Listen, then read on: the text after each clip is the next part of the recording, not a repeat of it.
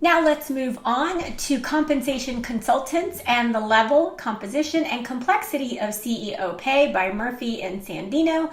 And so here we have that they are looking at the relationship between compensation consultants and CEO pay. So the new variable here is the compensation consultants, and that consultants have higher paid CEOs. And they're looking at the relation in partly due to the consultant conflict of interest. And we've seen the conflict of interest as well with the agency theory and the CEO and the shareholders, right? And it impacts consultants have on the composition and the complexity of the CEO pay plans. So they look at firms that with higher paid CEOs and more complex pay plans are more likely to hire a consultant.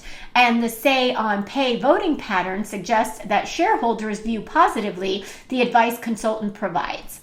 So when we look at the introduction here, we see the level and structure of the compensation for directors and top executives. And since 2006, the SEC has required companies to identify any consultants who provide advice on CEO compensation. And that's the variable here that's the difference. So the CEO pay premium is explained by consultants that provide or could provide other services to their clients in addition to providing advice on the CEO compensation. So here we have conflicted consultants.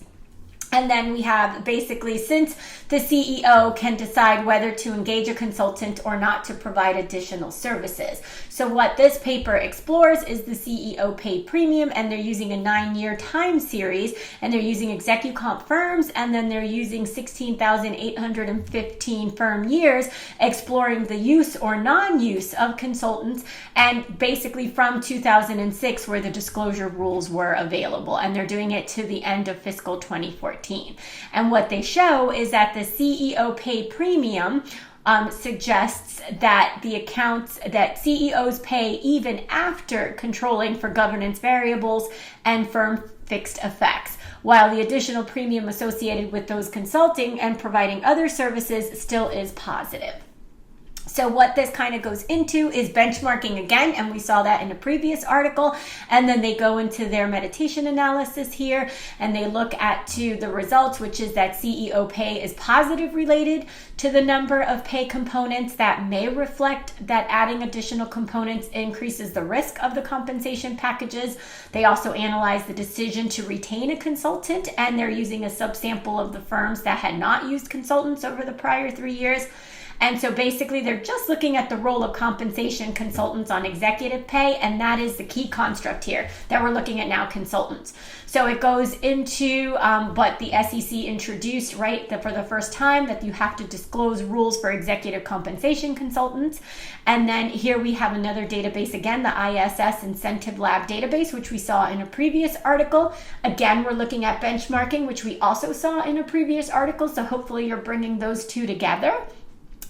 And then we're looking at the data here, and so we kind of see where all of this data is coming from, and these were the peaks and the valleys within the trends of the data. And the peers, which was the benchmarking that we've seen, and they did a pooled regression. And so basically they've added some explanatory values, those firms that used consultants and the firms that, those consultants that provided other services.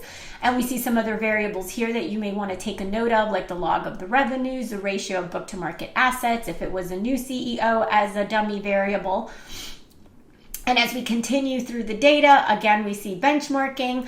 And then we just go into the explanation. So basically we have benchmarking, the composition of pay, and the complexity of the pay as the three main components here. So keep that in mind, because those all benchmarking relates to other factors. The compensation of pay, we can look into the equity and the complexity of it as well. And then we have Murphy 1999, which is also one of those works that we've seen several times here. And as we continue to review the manuscript, let's get to the findings and the end result. And so as we go through here, we see the compensation consultants.